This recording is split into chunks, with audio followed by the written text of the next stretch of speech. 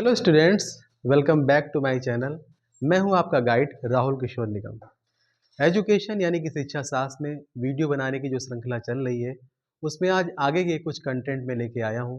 इसमें मैं अब कुछ भारतीय विचारकों और पाश्चात्य यानी कि इंडियन एंड वेस्टर्न जो थिंकर्स थे, एजुकेशन पे उन्होंने थिंक किया है, उनके विचार रखने का प्रयास करूंगा। सबसे पहले बोर्ड पे मैंने गांधी जी के शिक्षा दर्शन को डिस्कस किया है। तो गांधी जी, इनके नाम से सभी लोग परिचित हैं। मोहनदास करमचंद गांधी, है ना, इनके नाम से कौन नहीं परिचित होगा। तो इनका भी ये एक बैरिस्टर थे, वकील थे। इंग्लैंड से बैरिस्टर की डिग्री हासिल करके आए थे। लेकिन ये चूँकि थिंकर थे, मैंने एक बात बताई थी, जो थिंकर होता है, जो फिलोसफर होता है, उसके कुछ ना कुछ शैक्षिक विचार होते हैं, वो समाज को कुछ ना कुछ शिक्षा दे करके जाता है। यही तरीके से इनके भी कुछ शैक्षिक विचार थे जिन्होंने बहुत ही क्रांतिकारी रूप से उस समय कार्य किया था और आज भी कार्य कर रहे हैं अगर सही मायने में देखें। तो गांधी जी का शिक्षा दर्शन है वो क्या है, मैंने पॉइंट्स के माध्यम से लिखा हुआ है। देखिए, सबसे पहले गांधी जी के शिक्षा दर्शन में ये क्या चाहते थे, तो इनके बारे में लिखा है कि आध्यात्मिकता पर आधारित आदर्श समाज की स्थापना पर इन्होंने बल दिया था। मतलब ये जो थे गांधी जी, देखिए, इनके पिताजी तो राजकोट के दीवान थे, माता का नाम पुतलीबाई था। तो माता इनकी बहुत ही धार्मिक प्रवृत्ति की महिला थी। उनके धार्मिक विचारों का गांधी जी पर बहुत प्रभाव पड़ा था। तो गांधी जी के अंदर भी आध्यात्मिकता शामिल थी। आध्यात्मिकता में वो सत्य, अहिंसा, नैतिकता, प्रेम और न्याय रूपी स्तंभ पर आदर्श समाज की स्थापना पर बल देते थे। मतलब उनकी आध्यात्मिकता, सत्य को तो वो ईश्वर की तरह मानते थे। उनकी एक बुक है माई एक्सपेरिमेंट्स विद ट्रुथ, आपने नाम सुना होगा। तो उसमें उन्होंने सत्य रूपी विचार प्रकट किया, सत्य को ईश्वर मानते थे और आध्यात्मिकता पर आधारित आदर्श समाज की स्थापना पर उन्होंने बल दिया था, जिसमें सत्य, अहिंसा, नैतिकता, प्रेम और न्याय रूपी स्तंभ हो। और इस आदर्श समाज की स्थापना जो आध्यात्मिकता पर आधारित है, जिसमें ये स्तंभ के रूप में है, इसको पाने के लिए भाई शिक्षा तो आवश्यक है। शिक्षा एक कड़ी है, शिक्षा एक प्रोसेस है जिसके माध्यम से हम आदर्श समाज की स्थापना कर सकते हैं। तो ये गांधी जी की बारे में ये बात था कि ये आध्यात्मिकता पर आधारित आदर्श समाज की स्थापना पर बल देते थे। फिर इन्होंने कहा है कि शिक्षा कैसी होनी चाहिए। तो शिक्षा ऐसी होनी चाहिए कि व्यक्ति के राजनैतिक, सामाजिक, आर्थिक, नैतिक क्षेत्रों का विकास हो। मतलब जो शिक्षा दी जाए व्यक्तियों को, बच्चों को, कुछ भी, तो वो जो शिक्षा है वो उनके राजनैतिक देखिए, राजनैतिक क्षेत्र का विकास भी होना बहुत ज़रूरी है। देखिए, राजनैतिक का मतलब है कि देश में कौन सी सरकार है, क्या काम करती है, अपने अधिकारों, कर्तव्यों के प्रति आदमी को जागरूक भी होना चाहिए, है ना। राजनैतिक, सामाजिक का मतलब है समाज में भाई शिक्षा ऐसी होनी चाहिए कि बच्चे या व्यक्ति का ऐसा विकास करे कि समाज के साथ सामंजस्य बना करके वो अपने विकास को आगे बढ़ाए, अपनी गाड़ी को आगे बढ़ाए। फिर इस तरीके से आर्थिक क्षेत्र में भी विकास करना चाहिए कि बच्चे कुछ रोजगार हासिल कर पाएँ, व्यक्ति कुछ रोजगार हासिल कर करके अपनी ज़िंदगी को सफल बना पाएँ आर्थिक क्षेत्र में। और नैतिक क्षेत्र, इनका नैतिक क्षेत्र बहुत मजबूत है। वो चरित्र को बड़ा बल देते थे कि नैतिक क्षेत्रों का विकास हो। तो शिक्षा कैसे होनी चाहिए? राजनैतिक, सामाजिक, आर्थिक, नैतिक क्षेत्रों के विकास जिसमें हो, वही शिक्षा दी जानी चाहिए। फिर नंबर दूसरा पॉइंट लिखा है कि देखिए, साक्षरता की बात कही जाती है। साक्षरता, तो उनका मतलब ये था कि साक्षरता जो है न तो शिक्षा का आरंभ है और न अंत। मतलब साक्षरता को वो शिक्षा नहीं मानते थे कि आपको अक्षर ज्ञान हो गया, आप लिखना पढ़ना सीख गए तो आप शिक्षित हो गए। उनकी शिक्षा की विचारधारा थी, वो साक्षरता नहीं थी, साक्षरता से कहीं ऊपर थी। वो तो बेपढ़े लिखे मजदूर को जो चरित्रवान और नैतिक हो, बेपढ़ा लिखा, चरित्रवान और नैतिक, वो अच्छा है जो डिग्री होल्डर है विश्वविद्यालय का, लेकिन उसके अंदर चरित्र नहीं है, उसके अंदर नैतिकता नहीं है। भले उसके पास डिग्री है लेकिन वो उसको अच्छा नहीं मानते थे। उसके पास तो डिग्री है, वो तो बहुत पढ़ा लिखा है, लेकिन उसके अंदर चरित्र नहीं है, कैरेक्टर नहीं है, उसके अंदर नैतिकता नहीं है, मॉरलिटी नहीं है, कोई वैल्यूज़ नहीं है, तो वो उसको खराब समझते थे और बेपढ़े लिखे मजदूर को अच्छा समझते थे। इसका मतलब साक्षरता उनके मायने में कुछ नहीं थी। साक्षरता, तभी कहा था उन्होंने कि साक्षरता ना तो शिक्षा का आरंभ है और ना ही अंत है। फिर देखिए नंबर तीसरा पॉइंट लिखा गया है शिक्षा से। अब उनका मतलब क्या था, शिक्षा की जो उन्होंने डेफिनेशन दी थी, बड़ी पॉपुलर डेफिनेशन है। उन्होंने कहा था कि शिक्षा से मेरा अभिप्राय बालक तथा प्रौढ़, बालक की बात भी कह दी, और प्रौढ़ जो बड़े लोग हैं के शरीर का विकास हो, मन और आत्मा में अंतर्निहित सर्वोत्तम शक्तियों के सर्वांगीण प्रकटीकरण से। देखिए ऐसा है कि बालक के फिजिकल में भी, बॉडी में भी, है ना, उसके बाद जो है उसके बालक या प्रौढ़ के शरीर मन में भी शक्तियां होती हैं और उसकी आत्मा में भी शक्तियां होती हैं। मैंने पहले ही दिन बताया था, शिक्षा को मैं जब परिभाषित कर रहा था, मैंने एडुकेयर, एडुसियर नाम के 2 वर्ड्स बताए थे। तो उसमें लीड की बात थी, लीड आउट, मतलब शिक्षा जो है आपके अंदर की आंतरिक शक्तियों का प्रकटीकरण करे, वही शिक्षा है। और वही देखिए वहीं पे गांधी जी पहुंच रहे हैं। गांधी जी कह रहे थे, कहते हैं कि शिक्षा वैसी होनी चाहिए कि आपके अंदर की जो शक्तियां हैं वो तो सामने आए, उसका प्रकटीकरण तो हो। और वो शक्तियां कैसी होती हैं, एक तो फिजिकल होती है, जैसे बालक के अंदर, किसी के अंदर फिजिकल कैपेसिटी है, कोई स्पोर्ट्स में बहुत अच्छा है ना, तो उसका मतलब है वो खूबी निकल करके आए, है ना। मन, कोई मन से बहुत अच्छा है। देखिए हर एक आदमी की क्वालिटी अलग अलग होती है, कोई आदमी हर एक काम नहीं कर सकता, किसी की कोई क्वालिटी अच्छी है, कोई बेकार नहीं होता, सबके अपने अपने गुण होते हैं। तो मन में किसी की शक्तियां हैं अच्छी, तो उसको निकाल के बाहर करे। जिसका जैसा भी है उसको वो शिक्षा ऐसी होनी चाहिए कि उसका प्रकटीकरण करे, उन शक्तियों का प्रकटीकरण करे, आत्मा का प्रकटीकरण करे, अंतर्निहित सर्वोत्तम शक्तियों के सर्वांगीण, एक बार सर्वांगीण शब्द जो होता है, सर्वांगीण का मतलब हर तरह से प्रकटीकरण करे। सर्वांगीण विकास, सर्वांगीण का विकास का मतलब यही राजनैतिक, सामाजिक, आर्थिक, नैतिक क्षेत्रों का विकास, हर तरह का विकास कर दे, सर्वांगीण प्रकटीकरण से है। तो इस तरीके से गांधी जी जो है वो इस तरह की शिक्षा को चाहते थे, जो मैंने पॉइंट्स के माध्यम से लिखी है। फिर इनके शिक्षा के उद्देश्य हैं। अब जैसे शिक्षा की जो विचारधारा है तो उससे उनके उद्देश्य भी प्रकट होते हैं। जैसे देखिए सबसे पहला पॉइंट है सर्वांगीण विकास का उद्देश्य।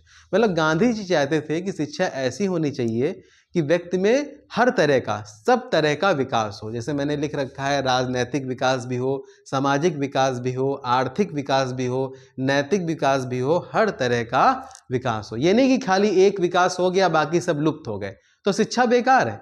देखिए जो शिक्षा है ये आपको BEd, MEd, MA education, BA education की डिग्री इसीलिए पढ़ाई जाती है। अगर आपकी शिक्षा में रुचि हो, आप टीचर बनना चाहते हैं, आप अच्छे, आपके अंदर टीचिंग के गुण लाना चाहते हैं अपने अंदर, तो शिक्षा को कायदे समझिए कि शिक्षा क्या होती है। ये केवल टीचर्स के लिए ही नहीं है। देखिए सबसे पहले शिक्षक तो घर वाले ही होते हैं, माता पिता होते हैं, तो उनको भी ये बातें जानने की ज़रूरत है। देखिए सबसे पहला प्रारंभ तो घर से ही होता है। घर में बच्चे ज़्यादा रहते हैं, वो सीखते वहीं से ही हैं। स्कूल में तो चलो शिक्षक से सीखते हैं, कुछ समय के लिए रहते हैं, लेकिन पहला जो बीज पड़ता है वो सबसे मेन होता है। इसलिए हमारे जो गार्जियंस हैं, अभिभावक हैं बच्चों के, उनको भी ये बात समझ में आनी चाहिए तो बच्चों को शिक्षा क्या है ये तो खुद वो खुद तो समझें पहले, तब तो वो अपने बच्चों को समझाएंगे। तो आपके अंदर वो क्वालिटीज़ उतरनी चाहिए जो बच्चों को आपको देनी है, तो क्वालिटीज़ खुद में उतारिए। तो गांधी जी इसमें आपकी मदद करेंगे। शिक्षा के उद्देश्य देखिए, फर्स्ट है सर्वांगीण विकास का उद्देश्य, नंबर 2 है जीविकोपार्जन का उद्देश्य। देखिए आज तो आर्थिक युग है और यहाँ पे जो है प्रोफेशनल डिग्रीज़ यानी कि व्यावसायिक डिग्रीज़ की बड़ी महत्ता है। तो क्यों है? क्योंकि बच्चे आजकल जीविकोपार्जन की बात ज़्यादा करते हैं कि हमें ऐसी शिक्षा मिले कि हम जल्दी जल्दी से कमाने लग जाएं। तो यहाँ पे गांधी जी भी उस समय जब शिक्षा की बात करते थे, उन्होंने अपनी बेसिक शिक्षा योजना में इसको लागू भी कराया था, मतलब लागू करने की बात कही थी कि भाई सीखो और कमाओ, लर्न एंड अर्न साथ में होना चाहिए। जैसे उसमें कुटीर उद्योग थे, तो स्कूल में अपना जो है बच्चे छोटे छोटे सामान बनाते थे, उससे क्या होता था, उनका खर्चा आता था, भाई उससे पैसा मिलता था, उनकी पढ़ाई का खर्चा निकलता था। और यहाँ तक कि टीचर्स की फीस की बात, सैलरी की बात भी कही थी कि उससे स्कूल के और भी खर्चे निकल सकते हैं। तो इसका मतलब गांधी जी जो है ये चाहते थे कि शिक्षा में जीविकोपार्जन की शिक्षा, मतलब व्यावसायिक शिक्षा भी बच्चों को साथ साथ में देनी चाहिए। और शिक्षा हो तो व्यवसाय की भी शिक्षा, जैसे आगे के फ्यूचर में वो अपने पैरों पे भी खड़े हो सकें, तो व्यावसायिक शिक्षा की बात उन्होंने कही थी। तीसरा है सांस्कृतिक विकास का उद्देश्य। देखिए जो अपने देश की संस्कृति होती है उसकी भी जानकारी बच्चों को होनी चाहिए, क्योंकि सांस्कृतिक जानकारी अगर उनको नहीं है तो फिर सब गड़बड़ हो जाएगा। कैसी भाषा है, कैसी लिप है, कैसा रहन सहन है, उसको उसके विकास का भी उद्देश्य शिक्षा का होना चाहिए। मतलब शिक्षा ऐसी होनी चाहिए कि इस चीज़ को भी विकसित करे ताकि वो अच्छे नागरिक बन सकें। फोर्थ है चरित्र निर्माण का उद्देश्य। ये इस पे गांधी जी का फोकस बहुत था। वो मैं पहले ही बता चुका हूँ कि वो बेपढ़े लिखे मजदूर को ज़्यादा अच्छा समझते थे जो चरित्रवान हो, जिसके अंदर नैतिक गुण हो, और जो डिग्री प्राप्त, बहुत बड़े बड़े क्वालिफाइड डिग्री हैं, लेकिन अगर आपका कैरेक्टर नहीं है, अगर आपकी मॉरल वैल्यूज़ नहीं है, तो आप बिल्कुल एकदम बेकार हैं। ये गांधी जी का कहना था। तो शिक्षा ऐसी होनी चाहिए कि चरित्र निर्माण, आपके कैरेक्टर बिल्डिंग का वर्क करे, ऐसी शिक्षा दी जानी चाहिए। फोर्थ पॉइंट है आध्यात्मिक स्वतंत्रता का उद्देश्य। आध्यात्मिक स्वतंत्रता, देखिए मैंने एक चीज़ बताई है, लिखी है, सा विद्या या विमुक्ति है। ये इंडियन फिलॉसफी में बहुत बड़ा वाक्य है कि ऐसी विद्या दी जानी चाहिए। देखिए पहले हम लोगों के यहाँ जो शिक्षा शब्द नहीं था, आप किसी भी इंडियन फिलॉसफी की पुस्तक को उठा के देखें, वहाँ पे विद्या की ही बात आई है। विद्या, शिक्षा, अब उसको वो एक तरीके से शिक्षा का पर्याय समझिए। तो विद्या ऐसी होनी चाहिए, मतलब ऐसा होना चाहिए जो आपको मुक्त कराए। मतलब कहने का मतलब है मुक्ति दो तरह की होती है, एक तो सांसारिक बंधनों से मुक्ति, ये सब तरह तरह की चीज़ें हैं, उनसे मुक्ति, और दूसरा ये होती है कि आप मुक्ति हो कि आप आत्मा परमात्मा। ये बहुत बड़े कॉन्सेप्ट हैं जो इंडियन फिलॉसफी में लिए गए हैं। तो इस भव मतलब बंधन से छुटकारा, जो जन्म मरण के चक्र से छुटकारा, तो ऐसी विद्या होनी चाहिए जो आपको मुक्त कराए, ऐसा गांधी जी कहा करते थे। आगे की तरफ देखते हैं आत्मानुभूति का उद्देश्य। आत्मानुभूति का मतलब है कि शिक्षा ऐसी होनी चाहिए जो आप अपने में अनुभूति कर सकें। यह भी बहुत बड़ा अच्छी बात है कि शिक्षा ऐसी होनी चाहिए कि आप अपने को पहचान सकें, आप अपने को जान सकें, आप अपने की अनुभूति कर सकें। तो शिक्षा मतलब ऐसी होनी चाहिए, ये एक आध्यात्मिक बात है कि शिक्षा आपको आपकी अनुभूति की, आप क्या हैं, आप वास्तव में क्या हैं, आपको इसकी अनुभूति होनी चाहिए। तो ये भी शिक्षा का उद्देश्य होना चाहिए। तो इस तरीके से मैंने गांधी जी के शिक्षा दर्शन में ये इंपॉर्टेंट पॉइंट्स बताए। अब इसके बाद जो है हम आगे की कुछ और बातें डिस्कस करेंगे। आप इसका स्क्रीनशॉट ले सकते हैं। नाउ स्टूडेंट, नेक्स्ट आपके सामने है गांधी जी के अनुसार शिक्षा का पाठ्यक्रम। मतलब शिक्षा के बारे में उन्होंने बताया कि शिक्षा कैसी होनी चाहिए, इसके शिक्षा के उद्देश्य क्या हैं, हमने उसी से कंक्लूजन निकाला। अब ये इस गांधी जी के अनुसार शिक्षा का पाठ्यक्रम कैसा होना चाहिए, तो उसमें कुछ सिद्धांतों का जिक्र मैंने किया है। सबसे पहली बात है उपयोगिता का सिद्धांत। तो उपयोगिता का मतलब ये है, गांधी जी ये चाहते थे कि शिक्षा जो ऐसी होनी चाहिए जो उपयोगी भी हो। मैंने पहले ही बताया था अभी कि व्यवसाय, शारीरिक श्रम, है ना, व्यवसाय और शारीरिक श्रम को जो गांधी जी बड़ा महत्व देते थे कि बच्चों को ऐसी शिक्षा दी जाए जो व्यावसायिक टाइप की हो, व्यावसायिक भी हो और उसमें शारीरिक श्रम भी हो, जिससे शारीरिक श्रम करना भी बच्चे सीखें। इसके लिए उन्होंने स्थानीय हस्तकला यानी कि लोकल हैंडीक्राफ्ट और क्रिया प्रधान पाठ्यक्रम, मतलब जिसमें क्रिया हो, एक्शन हो, उस तरह का पाठ्यक्रम, उससे प्रफुल्लित, जो उससे परिपूरित जो पाठ्यक्रम है, उसकी रचना पर बल दिया, जिसमें स्थानीय हस्तकला पे जो फोकस दिया गया था कि बच्चे कुछ स्थानीय हस्तकला, जैसे हस्तकलाएं बहुत सी प्रकार की होती हैं, मैंने नीचे लिखा भी है, कताई, बुनाई, कृषि, बागवानी, दफ्ती। उस समय की बात है, अब आज तो ज़माना बदल गया है, आज कुछ अलग से टेक्निकल कोर्सेज आ गए हैं, बात वही है। तो यह है कताई, बुनाई, कृषि, बागवानी, दफ्ती, कागज, लकड़ी, चमड़ा, मिट्टी आदि का काम उस समय की बात थी, जब आज़ादी के समय की बात थी। तो उस समय ये चीज़ प्रासंगिक थी। तो गांधी जी कहते थे कि इन हस्तकलाओं को बच्चों को सिखाना चाहिए, और जिससे, और पाठ्यक्रम क्या होना चाहिए, क्रिया प्रधान होना चाहिए, क्रिया प्रधान पाठ्यक्रम होना चाहिए, और बच्चों में व्यावसायिक ज्ञान होना चाहिए और शारीरिक श्रम को वो महत्व देते थे। तो इसका मतलब है कि आपका पाठ्यक्रम क्या होना चाहिए, उपयोगिता पर, जो आपके जीवन में उपयोगी हो, उस हिसाब से पाठ्यक्रम की रचना की जानी चाहिए। फिर दूसरा है सहसंबंध का सिद्धांत। सहसंबंध का मतलब कोरिलेशन, सानुबंधित ढंग, मतलब कोरिलेटेड तरीके से शिक्षा देनी चाहिए। तो गांधी जी का मतलब यह था कि कोई भी विषय पढ़ाया जाए तो ऐसा नहीं कि उसी को पढ़ाएं। आजकल भी देखिए टीचर्स जब पढ़ाते हैं तो सिर्फ उसी की शिक्षा नहीं देनी चाहिए, बल्कि उससे रिलेटेड अगर कोई बात आती है तो उनका भी रेफरेंस लेना चाहिए जो आपके सब्जेक्ट में उपयोगी हो। आप ऐसे एग्जाम्पल दीजिए जिससे और विषयों का भी आकर्षण हो या उनमें कुछ और रेलिवेंस हो, कि तो बच्चे उसको कोरिलेट कर पाएंगे कि देखिए जैसे आप मैथमेटिक्स पढ़ा रहे हैं तो उसमें फिजिक्स या फिर कोई और चीज़ विषय जो है वो रिलेट कर रहा है आकर के, तो वहाँ पे भी आपकी शिक्षा दी जाए। या कुछ और ऐसा एग्जाम्पल दें कि उसमें हिंदी पढ़ा रहे हैं या आप इंग्लिश पढ़ा रहे हैं या आप हिस्ट्री पढ़ा रहे हैं तो ज्योग्राफी का उसमें समावेश हो गया, ज्योग्राफी पढ़ा रहे हैं तो उसमें हिस्टोरिकल पर्सपेक्टिव ले लिया। तो इस तरीके से कोरिलेटेड तरीके से शिक्षा दी जानी चाहिए। लेकिन वहाँ पे उन्होंने उस समय हस्तकला को पाठ्यक्रम का केंद्र बनाया था, मतलब हस्तकला को सिखाने के लिए तरह तरह की शिक्षा, जैसे हस्तकला तो वहाँ की ऐतिहासिक स्थिति, लोकल हस्तकला मतलब जहाँ पे बच्चा रहता है, भारत बहुत बड़ा था उस समय, तो बच्चे जहाँ रहते हैं वहाँ की स्थानीय हस्तकला की को प्राथमिकता दी गई थी। तो हस्तकला को पाठ्यक्रम का केंद्र बनाया गया था। अब हस्तकला के लिए और विषयों की जो ज़रूरत थी, जैसे अगर मान लिया इतिहास की है, भूगोल की है, बागवानी की है, मिट्टी की कोई कॉन्सेप्ट है, मिट्टी के बारे में बताना है बच्चों को, तो उसको जो है सानुबंधित तरीके से, कोरिलेटेड तरीके से हस्तकला को पढ़ाते समय इतिहास की भी जानकारी दीजिए, भूगोल की भी जानकारी दीजिए, अगर मिट्टी की बात है तो मिट्टी की भी जानकारी दीजिए, सानुबंधित तरीके से, तो कोरिलेटेड तरीके से एक विषय से दूसरे विषय को रिलेट करके शिक्षा दी जानी चाहिए, ऐसा गांधी जी का कहना था। तीसरा है लचीलेपन का सिद्धांत, फ्लेक्सिबिलिटी की बात है। तो फ्लेक्सिबिलिटी का मतलब है कि रुचि के अनुसार, मतलब बच्चों को ऐसा देना चाहिए, ये नहीं कि वो स्ट्रिक्ट हो जाइए कि आप नहीं यही विषय चुनो, नहीं यही हस्तकला चुनो, उनकी जो भी रुचि हो उस आधार पे हस्तकला को चुनने की या विषय को चुनने की, तमाम विषय भी पढ़ाए जाते थे, गणित, भूगोल, इतिहास, बागवानी, तमाम विषय उस समय प्रचलित थे।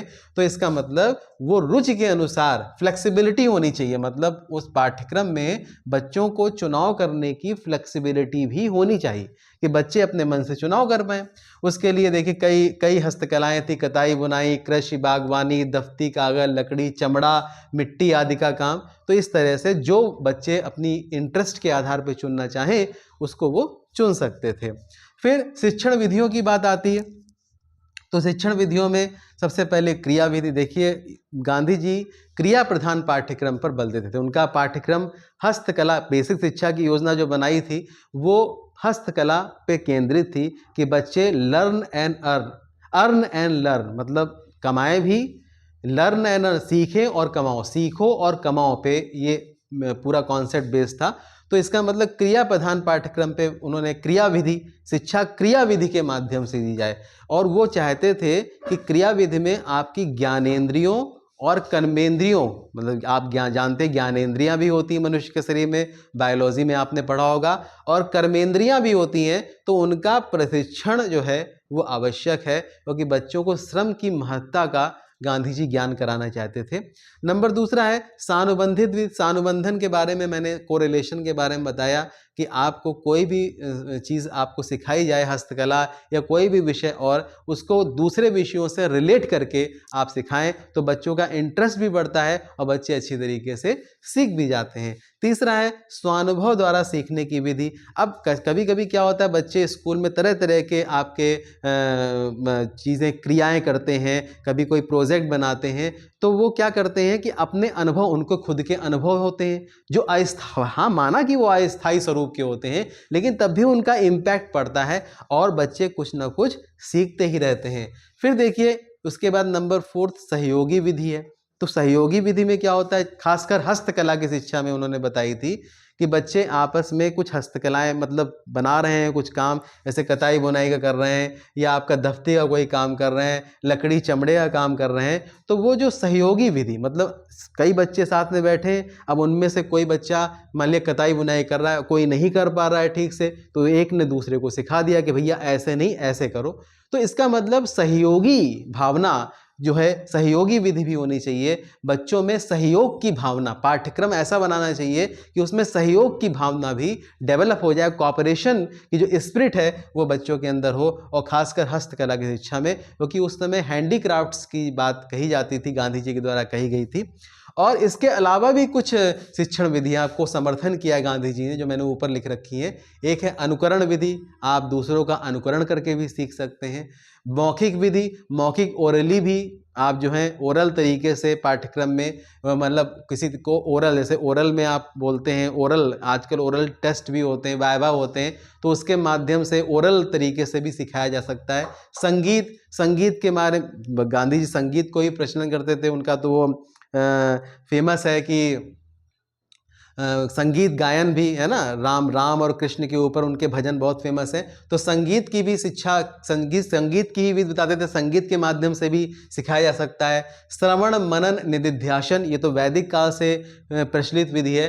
श्रवण का मतलब सुनना, मनन का मतलब क्या है, जो गुरु, पहले श्रवण, गुरु ने क्या कहा उसको सुनना, फिर उस पर मनन करना, चिंतन करना, और उसके बाद निदिध्यासन का मतलब होता है उस मनन या चिंतन के आधार पर किसी निष्कर्ष पर, कंक्लूजन पर पहुंचना। तो ये वैदिक काल से प्रचलित विधि है, ये वेदांत फिलॉसफी में प्रचलित है। इन विधियों का समर्थन गांधी जी ने किया है।